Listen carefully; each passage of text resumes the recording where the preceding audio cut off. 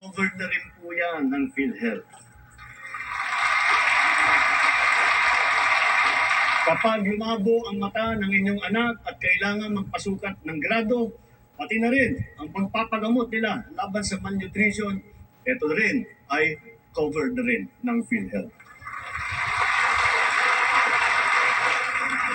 At para sa mga PWD, sakop na rin ng PhilHealth ang inyong therapy at rehabilitasyon, pati na rin ang mga mahalagang kagamitan pang-suporta para sa inyo.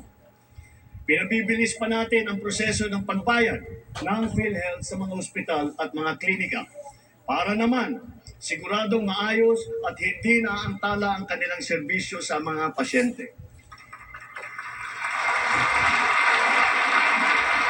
Maaasahan pa rin ng mga pasyente ang medical assistance program kung kulang ang pambayad sa ospital. Mula pumasok ang administrasyong ito, nakapaghatid ito ng tulong sa higit 11.5 milyong Pilipino. Higit sa lahat, padadaliin pa natin ang proseso ng medical assistance dahil ipapasok na po ito sa ating e-Gov app. Mga kababayan, asahan po ninyo, ginagawa natin lahat para matulungan kayo ng magpapagaling at lumakas. Ngunit batid natin ang mga realidad sa mga pampublikong ospital. Kanya-kanya ang bili ng medical supply. Kanya-kanyang lakad ng medical assistance para sa bill na hindi kayang bayaran. Kaya sa lahat ng aking binanggit na mga haligi na itaguyod na natin, ang bahaging sasagutin ng PhilHealth, ang sari-saring pondo na pamahalaan para sa medical assistance kagaya ng MAIF, PCSO at PAGCOR, at ang karagdagang pondo na ibibigay pa natin sa mga DOH hospital, areglado na ang lahat sa ospital pa lang. Wala nang kailangang pangpuntahan o lapitan pa. Ito po, itinuloy na po natin ang zero balance billing. Libre po.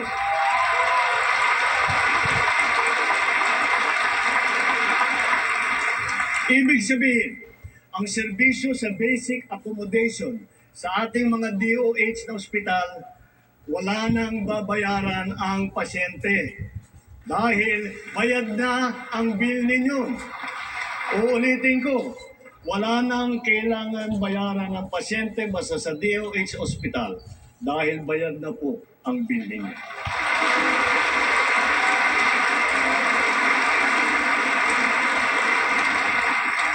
Asahan ninyo, pagpapatuloy ang malawakang programang pang-infrastruktura ng administrasyon. Ang mga naglalakihang proyekto ay nakalatag sa buong kapuluan. Mga daan, tulay, tren, paliparan, pantalan, patubig, at murang pabahay. Ilan dito matatapos ngayong administrasyon na ito? Ang iba naman, makukumpleto pa at mararamdaman ang dalang ginhawa pagkatapos pa ng ating termino. Nagpupundar po kasi tayo para sa kinabukasan. We are not building only for today. We are building also for tomorrow.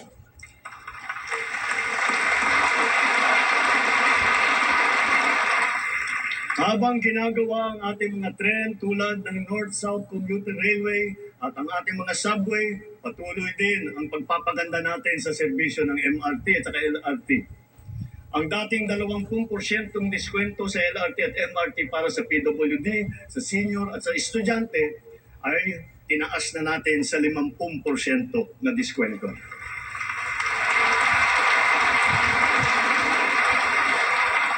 Mayroon na po tayo 1+3 Pamilya Pass. Ito ay tuwing linggo para naman may konti pang matitipid na pamilya sa kanilang pamamasyal at sa kanilang pagsimba. Ang tinatawag na dalyan ng mga tren na binili noong pang 2014 at hindi pa nagamit ay sinimulan na natin mapaganda at mapatakbo sa MRT. Halos 50 dagdag ng karwahe ang natenga ng 10 taon. Sayang yung pera, sayang yung isang buong dekada. Pero ngayon, naayos na natin. Ang 3 bagon ay nagagamit na ngayon. Asahan ninyo, ang ilan sa 45 ay magagamit na rin natin bago matapos ang taong ito. at ang iba pa ay susunod sa susunod na mga taon. Magtatanong ako sa iba sa inyo, naalala pa ba ninyo yung tinatawag nating love bus? Ito yung popular na pampublikong bus sa Metro Manila na sinimula noong 1970s. Ngayon, hindi lang natin ibabalik ang love bus, gagawin pa natin itong libre.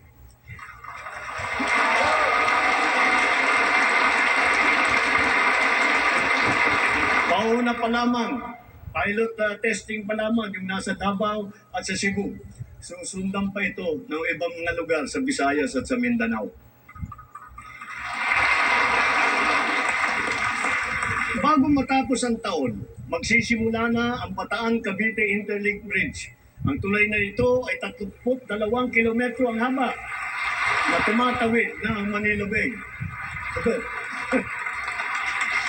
Kung ang biyahe ngayon mula Mariveles hanggang Naik ay umaabot ng 5 oras, manang araw ito ay magiging 45 minuto na lamang.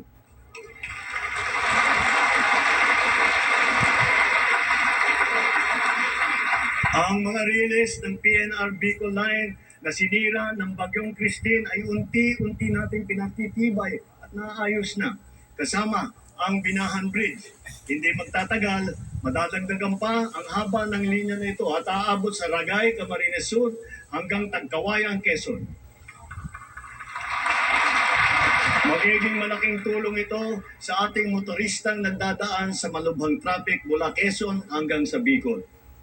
Sa 2026, inaasahang magbubukas na sa motorista ang bahagi ng extension ng SLEX mula Santa Tomas, Batangas hanggang Chaong, Quezon. Kapag natapos itong buong proyekto, ang dating 4 na oras na biyahe, magiging 1 oras na lang. Kaya inaatasan ko ang DOTR at DPWH na bantayang mabuti ang mga proyekto sa kahabaan ng Quezon patulak ng Bicol at tiyakin tama ang kalidad, matibay, at nasa takdang oras ang pagtatapos. Ang Nalil-Sikiat Bridge na una sa 3 mahalagang tulay na ginagawa ngayon sa Tawi-Tawi, nabuksan na. Sa susunod na taon, ang tulay sa Malasa, Lupang Pula ay matatapos na rin. Higit sa lahat, kung may Luzon Spine Expressway Network Program, meron din naman tayong Mindanao Transport Connectivity Improvement Project.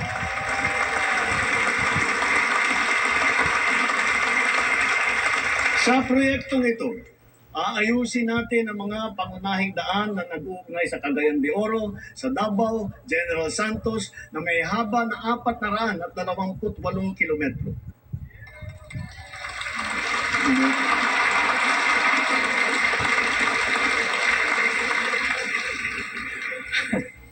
Ang rehabilitasyon ng tulay ng Guadalupe ay sukdulan na rin kinakailangan. Nasa Senado pa ako, pinag-uusapan na ito. Hindi ko papayagan tumuwid pa ito sa susunod na administrasyon. Kaligtasan na ng publiko ang nakataya. Hindi po isasara ang Guadalupe Bridge. Gagawa muna tayo ng detour bridge sa magkabilang gilid bilang pansamantalang daanan. Kapag nagawa na at nabuksan na ang detour bridge na ito, doon pa lamang sisimulan ang trabaho sa main bridge.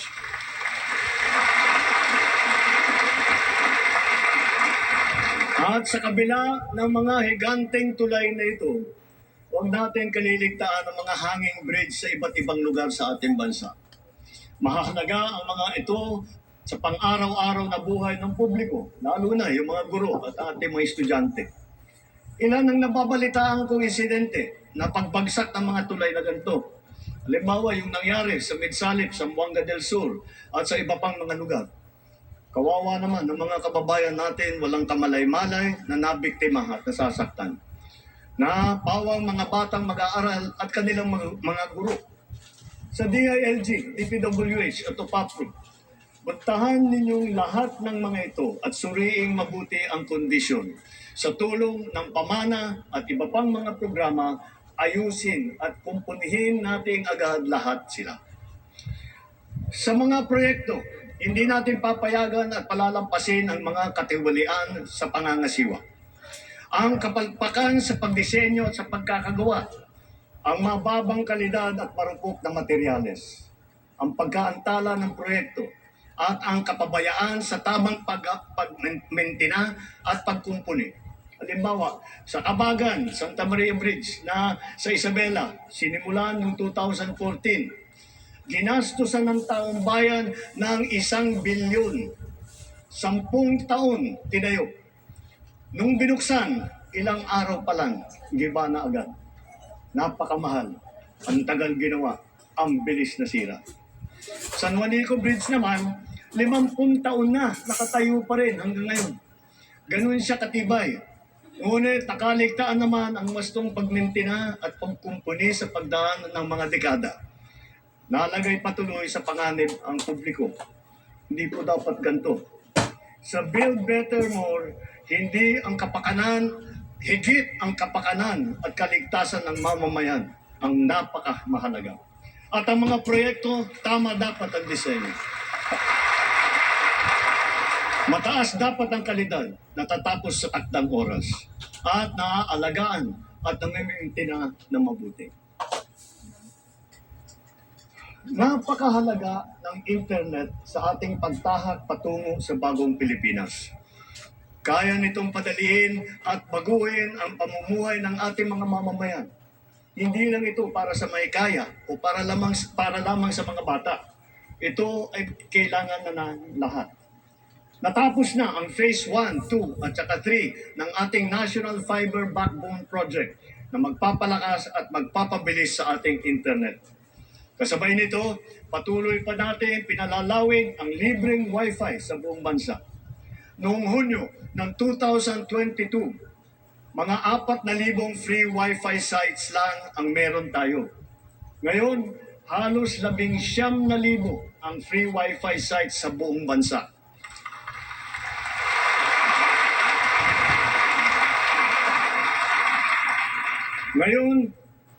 Ngayong taon din, nagsimula na tayong mamigay ng mahigit 1 milyon na SIM card na may libreng data para sa ating mga eskwelahan, lalo na sa mga nasa liblib na puok.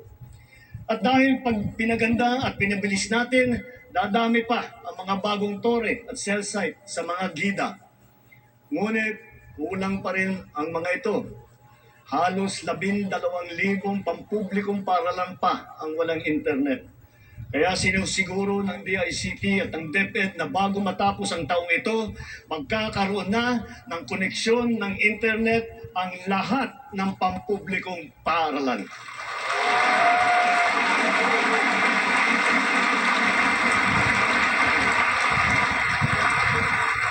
Mula nang inilunsad ito noong 2023, ang eGov app ay nagana, nagagamit at napapakinabangan ng ating taong bayan. Patuloy pang dumarami ang serbisyo tiyak na praktikal sa bawat Pilipino. Ngayon, mahigit 40 serbisyo ng pamahalaan kasama ng mga LGU ang nasa eGov app. Gamit ng app, maaari nang gawin at ayusin ang sari-saring mga serbisyo at proseso ng pamahalaan na dati ay pinipilahan pa natin ng ura-urada. Ang renewal ng driver's license para sa PhilHealth, para sa Pag-ibig, para sa GSIS, yung mga dokumento na kailangan ng ating mga OFW sa immigration at customs, sa declaration sa airport, kahit ang paggawa ng biodata hanggang paghahanap ng trabaho. Mga government ID natin, kasama ng national ID at marami pang iba. Hindi magtatagal, magkakaroon na rin para sa NBI clearance, beep card para sa MRT at saka LRT, at e-TIN, galing naman sa BIR. Kaya i-download nyo na po ang eGov app. Sa pinagsama-samang serbisyo sa isang mobile app, ang pamahalaan ay talagang mas malapit na at nasa inyo ng mga kamay.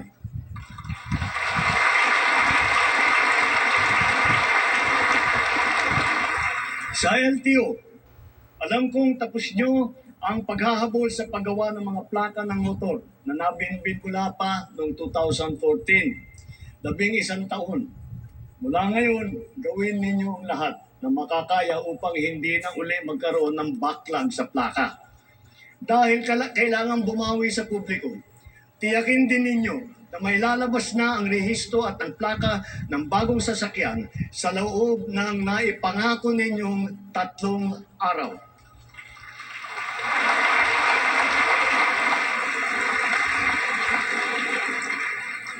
Ang kapayapaan ay mahalagang pundasyon ng bagong Pilipinas. Kaya pinapatatag natin ito kasabay ng ating pag-unlad.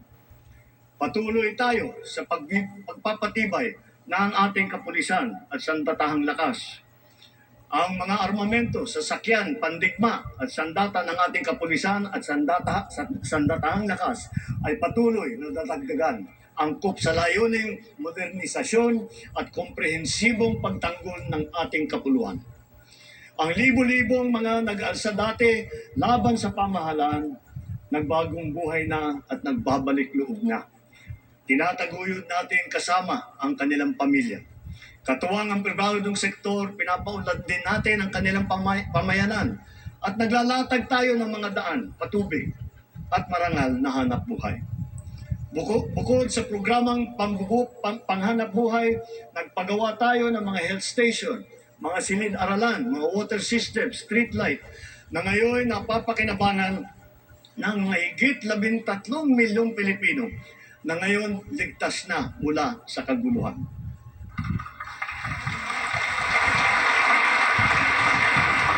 At sa wakas, wala na ring nalalabing grupong gerilya sa bansa. Titiyakin ng pamahalaan na wala na mabubuo muli.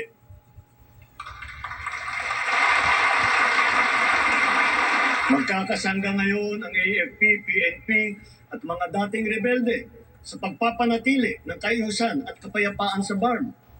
Kaya naman, ang lipunan natin ngayon ay mas mapayapa, mas mapangalaga rin sa karapatang pantao, anuman ang edad, kasarian, kondisyon o pangkat. Ngunit,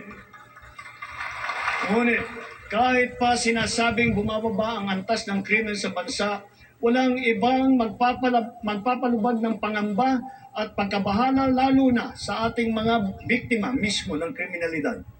Kaya ang puwersa ng ating kapulisan ay nagbabantay at rumoronda na para nararamdaman ng taong bayan.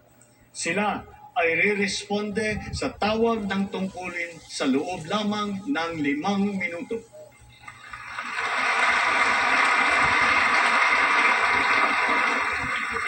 Nagtutulungan ang buong pamahalaan para lutasin ang mga kaso ng mga nawawala dahil sa walang pakundangang kagagawan ng mga sindikato sa likod ng madilim na mundo ng mga sabungan. Hahabulin at pananagutin natin ang mga utak at mga sangkot, civilian man o opisyal.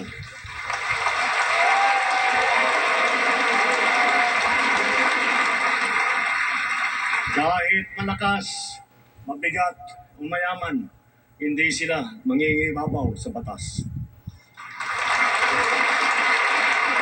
Higit sa lahat, ipararamdam natin sa mga salarin ang bigat ng parusa sa karumaldumal na krimen ng mga ito. Sa mga isinagawang pagsakote sa mga bodega at laboratorio at takang pagpasok, halos 83 bilyong pisong halaga ng droga ang nakumpiska na.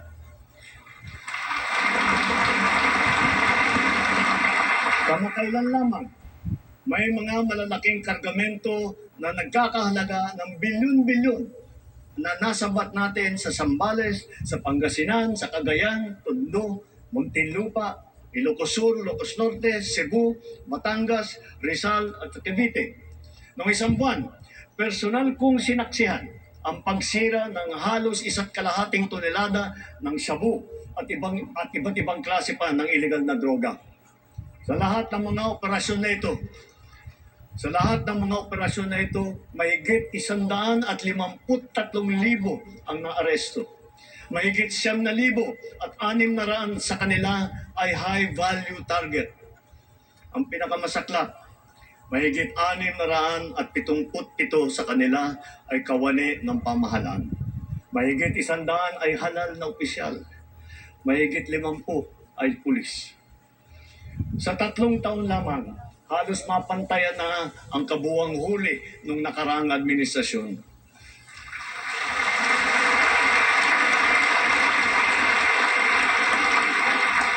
Sa kabila ng mga ito, tila nagbabalikan daw ang mga pusher. Kaya patuloy ang ating mga operasyon laban sa mga drug dealer, sila man ay big time o small time. Ngayon, masasabi natin na mataas na ang tingin ng buong mundo sa Pilipinas. Dahil maayos, patas at mahinahon tayong nakikitungo sa iba't ibang mga bansa. Tumutupad din tayo sa ating mga kasunduan at sa mga batas at panuntunan ng pandaigdig na komunidad. Nagpapasalamat tayo sa ating mga magigiting ng OFW dahil sa kanila na ipamalas ang angking galing, kabutihan at puso ng Pilipino sa lahat ng sulok ng daigdig. Sa harap ng mga bagong banta sa ating kapayapaan at soberanya, mas maigting ngayon ang ating paghahanda, pagmamatsyag at pagtatanggol sa ating sarili.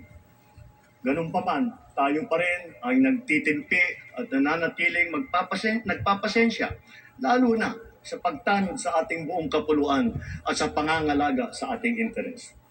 Subalit ngayon, mas pataas pa ang ating kumpiyansa dahil mas marami na tayong mga kasangga na magiging kabalikat natin sa oras ng matinding pangangailangan. Then as now, our foreign policy remains the same. The Philippines is a friend to all. The Philippines is an enemy to none. That will be our main focus as we, the Philippines, host the ASEAN Summit in 2026.